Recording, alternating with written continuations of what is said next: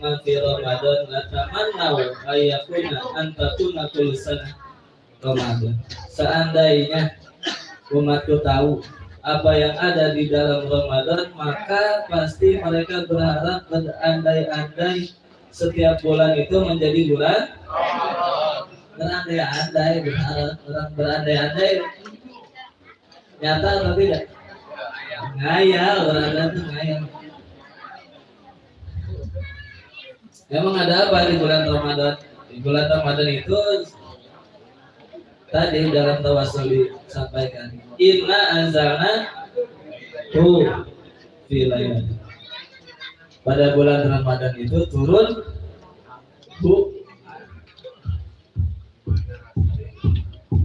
Kalau tidak kata masyarakat tadi, walaupun 1000 gurunya bukan mursyid, bu itu mengartikan Al-Quran tidak salah, itu juga Al-Quran syariat. Ini Al-Quran Nabi intinya. Ketika turun bu, itulah lebih baik dari 1000. Makanya kita merayakan manakib, diantaranya merayakan Lailatul, dan kita meramadankan setiap bulan dengan sholat sunnah syukri Lailatul.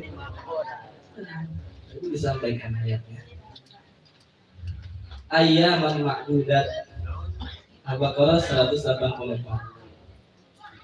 Bahwa puasa syariat itu hanya ayyaman ma'dudat. Apa ayyaman ma'dudat itu? Hari-hari tertentu. Puasa wajib secara syariat itu dalam 1 tahun hanya 1 bulan. Tidak ada orang yang lebih daripada itu. Meskipun paling soleh di muka bumi ini, puasa wajibnya setahun hanya 1 bulan. Karena ibadah syariat itu terbatas. Ibadah sholat sehari semalam hanya wajib 5 kali, terbatas. Waktu tempatnya juga terbatas, hanya boleh dilaksanakan di tempat yang suci. Zakat juga terbatas. Kalau sudah sampai nisab baru wajib. Kalau belum sampai nisab, atau kalau sudah sampai haul, sudah 1 tahun. Begitu juga ibadah haji, seumur hidup hanya wajib. Tapi ada di luar ibadah itu, yaitu ibadah batin, ibadah rohani, ibadah thariqah yang wajib dilaksanakan kapan saja, di mana saja, sedang apa. Maka sabda Abah, kita datang mengambil hak talqin dzikir, di antaranya bukan hanya untuk menunaikan puasa Ramadan yang wajib 30 hari itu saja, tapi untuk mengisi ayyamin ukhra. Faman kana minkum maridun aw ala safarin fa iddatum min ayyam. Secara syariat maknanya kalau kita puasa bolong maka wajib ditambal, dikodok di hari yang lain. Jadi Syekh Mursyid mengartikan lain. Karena tadi walaupun gurunya 1000 tapi bukan mursyid, tidak akan sampai pemahaman. Dari Abah ayyamin ukhra maksudnya tidak hanya pada Ramadan puasa itu, tapi juga pada hari-hari yang, tapi bukan puasa syariat yang dilakukan pada hari yang lain selain Ramadan, yaitu puasa hakikat. Pembahasan hakikat tinggi amat, bukan tinggi, kita tidak ketemu gurunya, jadi istilah Abah dijauh-jauhkan. Ajaran itu dijauh-jauhkan. Ajaran Islam itu untuk semua. Apa bahasa hakikat itu? Yaitu menjaga hati dari lupa kepada Allah. Nah, itu. Ini untuk mengisi ayat ini. Jadi puasa kita lengkap. Ada syariat, ada tauhid. Itulah puasa hakikat. Alhamdulillah. Kalau nggak ketemu dan musik, tahu ini. Orang akan tahu, walaupun gurunya 1000. Maka dikatakan lau anna rajulan jama'a minal ulumi kulliha wa sahibat ta'ifan nas la yablughu mablagha rijal illa birriyadah min syaikhin mu'addib. Seandainya kira Kalau ada di muka bumi ini seseorang yang jama'al uluma kullaha, menguasai segala macam ilmu, tidak ada ilmu yang dia tidak bisa. Wa sahibat wa ifanas, dan sudah berguru kepada semua guru, tapi belum ketemu syaikh. La yablughu mablagor rijal, tidak akan sampai kepada maqam rijalullah yang selalu kita baca ayatnya ketika salat Isra, rijalun la tulihim tijaratun wala bai'un an dzikrillah, ayat, yaitu seseorang yang hatinya selalu ingat kepada Allah. Ini kalau belum ketemu Syekh Mursyid belum bisa, tidak akan tahu zikir Allah. Itu maksudnya. Siapapun orangnya. Ini dalam tafsir surat Al-Maidah ayat 35 dalam Bahrul Hadis katakan, maka inilah yang harus kita syukuri, pertemuan kita dengan Syekh Mursyid. Alhamdulillah.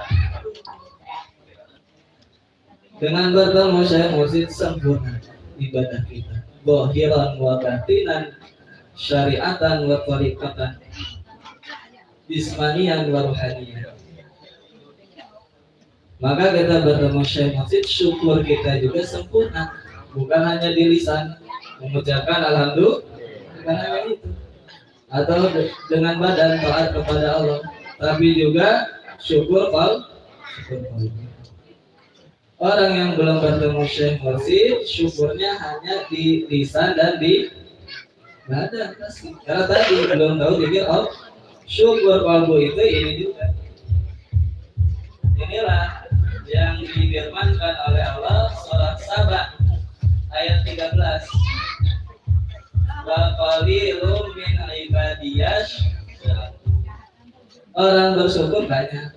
Syukur itu hukumnya sunnah atau wajib? Wajib. Tidak ada syukur yang sunnah. Syukur itu wajib. Dalilnya semua tahu. Kain syakartum.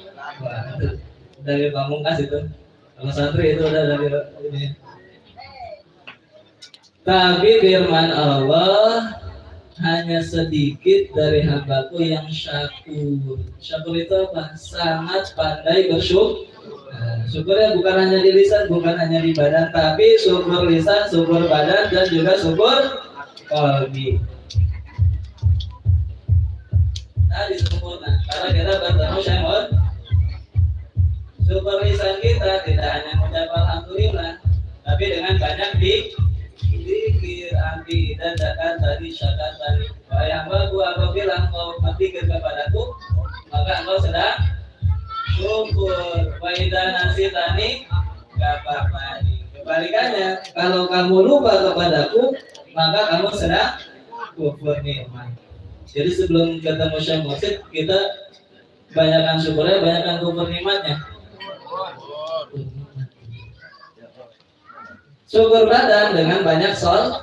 Makanya setelah ditalqin dibimbingkan oleh Syekh Mursyid, sholat sunnahnya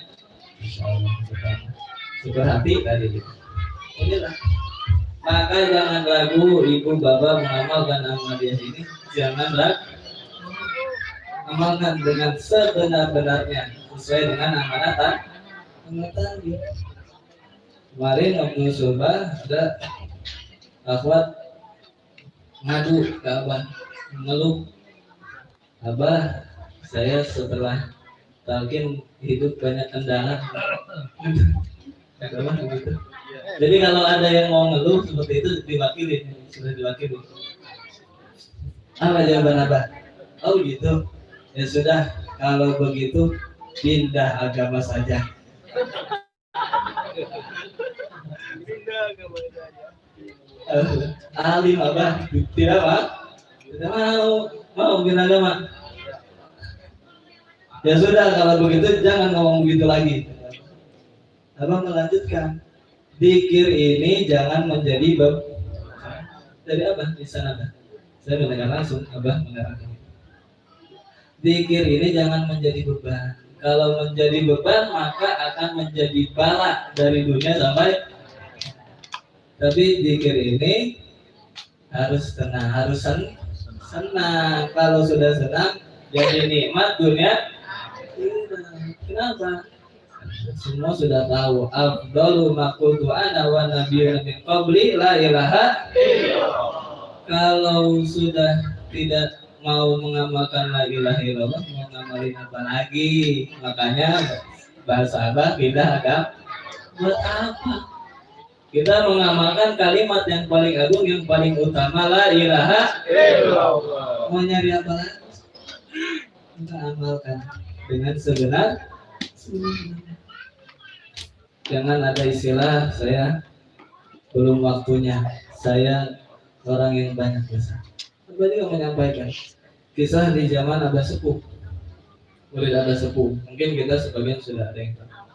Zaman Abah Sepuh itu ada murid Abah Sepuh, Abah menyampaikan Mama Rashidi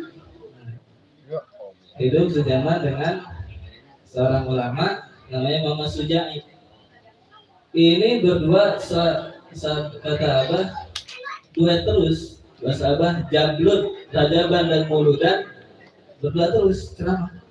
Tapi Mama Sujai setiap di akhir ceramah selalu mengatakan orang bodoh dikasih thariqah itu seperti bayi diberi racun.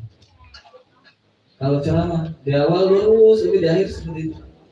Gitu juga Mama Rashidi tidak mengomentari di awal, tapi di akhir orang bodoh dikasih thariqah itu seperti bayi dikasih air susu ibu. Begitu terus kalau ceramah, tapi tidak debat gitu saja. Iya. Sampai pada satu waktu akhirnya Mama Rashidi bilang, ya sudah, sekarang mah kita begini saja. Kalau ada di antara kita yang meninggal duluan, yang wafat duluan, yang hidup wajib ziarahi yang wafat duluan. Nanti yang hidup baca salam kepada yang wafat di kubur. Kalau yang di dalam kubur menjawab, maka itu yang benar. Mama Rashidi yang benar. Kalau nanti kita ada yang wafat, yang hidup wajib ziarah kepada yang wafat. Bawa saksi 40 orang. Bawa saksi 40. Akhirnya ternyata yang wafat duluan itu Mama Rashidi. Akhirnya ajaklah santrinya Mama Sujai itu ziarah. Baru sampai depan mengucapkan salam. Assalamu, belum selesai salamnya sudah dijawab Waalaikumsalam warahmatullahi wabarakatuh. Langsung balik lagi. Jadi yang benar, orang bodoh dikasih thariqah seperti bayi dikasih air susu. Jangan ada lagi yang bilang saya mah banyak dosanya, belum waktunya. Dari apa? Mengingat dosa itu adalah dosa. Tidak ada suruh mengingat dosa, yang ada suruh mengingat Allah. Abah menyampaikan juga Mama Sujai kemudian berkirim surat kepada Abah menanyakan dalil dari thariqah. Dibalas oleh Abah, kalau Abah mah orang ngadukan domba batur. Abah mah tidak suka mengadukan domba orang nih, karena domba punya orang ini tidak suka debat, tidak suka adu dan tidak dibalas suratnya. Sampai diutuslah, utusannya suruh datang lagi, suruh ngambil surat. Jadi karena tidak dibalas-balas suratnya suruh diambil. Abah Hanom akhirnya sampai Abah Hanom dikasih bahasa al-aid fi hibati apa kalbi akhir fitai. Orang yang mengambil kembali pemberiannya sama seperti anjing yang menjilat muntahnya, ludahnya sendiri. Akhirnya datang sendiri. Mama Sujai akhirnya datang sendiri menghadap. Tidak lama setelah bertemu Abah Hanom, 2 minggu seingat saya, Abah menyampaikan Mama Sujai wafat. Mending. Ternyata sebelum itu sudah viral. Mama Sujai berkata kepada murid-muridnya, Abah mah tidak akan wafat sebelum bertemu Imam Mahdi. 2 minggu setelah bertemu Abah Hanom, ini pelajaran buat kita. Jangan lagi ada bahasa saya mah belum waktunya bertori. Kalau bukan sekarang, kapan? Ini saja yang saya murid yang berterima kasih kepada Syekh Mursyid dengan mengamalkan semua bimbingan. Terima kasih, mohon maaf segala kekurangan. Assalamualaikum warahmatullahi wabarakatuh.